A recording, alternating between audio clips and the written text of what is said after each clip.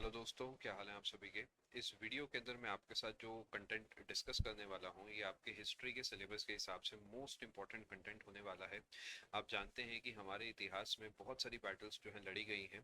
उनमें से कुछ इंपॉर्टेंट बैटल्स मैं आपको इस वीडियो के अंदर रिवाइज कराऊंगा। कौन से ईयर में हुई, किसके बीच में हुई, कौन जीता, ये सब चीज़ें हम डिस्कस करेंगे। आप इन्हें याद रखिएगा, जो जो आपको ना पता हो उन्हें अपने नोट्स में लिख लीजिएगा।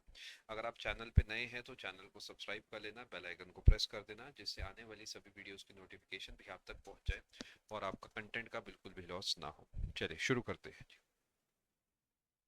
देखिए, जो सबसे पहली बैटल मैं आपके साथ डिस्कस करने वाला हूँ है बैटल्स ऑफ तराइन। तीन बैटल्स हुई थी, battle first battle, second battle and third battle. अब ये बैटल नहीं बेस बनाया था फर्स्ट और सेकंड ने। सेकंड मैं कहूँगा ज़्यादा सिग्निफिकेंस वाली बैटल थी। दिल्ली सल्तनत का फॉर्मेशन इसी के ऊपर बेस्ड है। फर्स्ट बैटल ऑफ तराइन के अंदर जो कि 1191 में हुई थी, पृथ्वीराज चौहान जी ने मोहम्मद घोरी को हराया था। बट ठीक अगले ही साल एक और बैटल हुई थी, सेकेंड बैटल ऑफ तराइन, जो कि 1192 में है, जिसमें मोहम्मद घोरी ने पृथ्वीराज चौहान जी को हराया था। और इसके ही बाद 1206 में आप जानते हैं मोहम्मद घोरी के ही जो गुलाम है कुतुबुद्दीन ऐबक, उन्होंने दिल्ली सल्तनत की स्थापना की थी। याद रखेंगे, पहली बैटल में पृथ्वीराज चौहान जी ने हराया था, सेकेंड बैटल के अंदर मोहम्मद घोरी ने हराया था। ये 1191 में हुई थी, ये 1192 में हुई थी। याद रखेंगे, पहली बैटल के एंड में 1 है, सेकंड बैटल के एंड में 2 है। ये हल्का सा ध्यान रहेगा। तो मान लेते हैं पेपर आपसे पूछता है सेकंड बैटल कब हुई और ऑप्शन में 1191 92 दोनों दे देता है। तो ये छोटी छोटी जो लॉजिक्स या ट्रिक्स जो भी आप इन्हें कहें, वो आपको एलिमिनेशन में थोड़ी सी मदद करते हैं।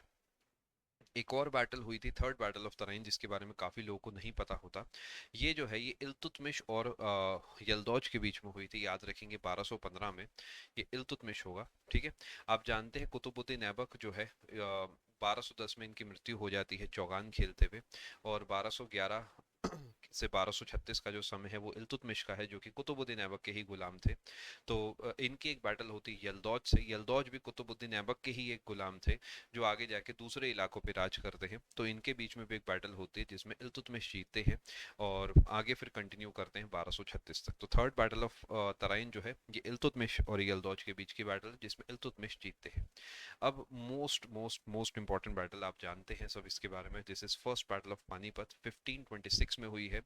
इसी बैटल के बाद दिल्ली सल्तनत खत्म हुई है और मुगल डायनेस्टी स्टार्ट हुई। आप जानते हैं दिल्ली सल्तनत 1206 से 1526 तक चली है, जिसमें 5 अलग अलग वंश आए हैं।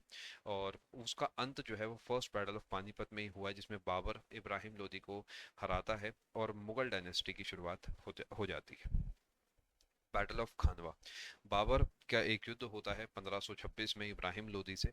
और उसके अगले ही साल एक और बैटल होती है, बैटल ऑफ खानवा, जिसमें ये इसका आउटकम थोड़ा डिबेटेबल रहता है, बट अधिकतर सोर्सेस कहते हैं कि बाबर इसमें जीते थे।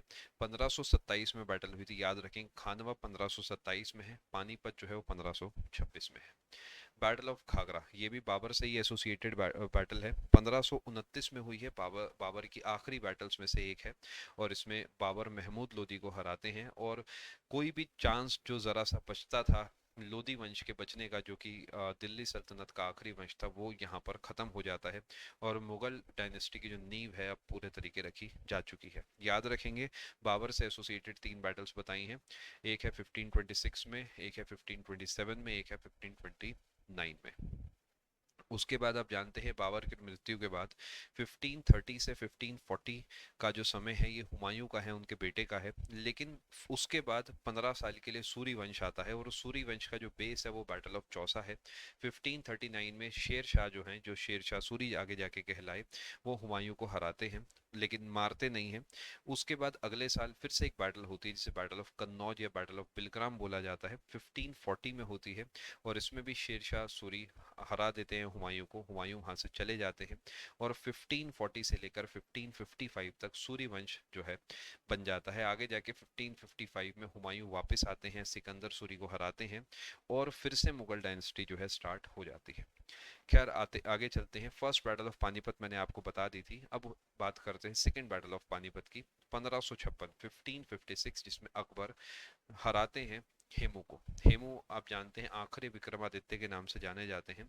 और जब हुमायूं की मृत्यु हुई थी तो अकबर काफी छोटे थे। तो ये उनकी पहली बैटल आप कह सकते हैं जो थी। अगर इसमें हार जाते तो मुगल डायनेस्टी खत्म हो जाती, बट अकबर क्योंकि इसमें जीते थे तो मुगल डायनेस्टी आगे की तरफ चलती रही।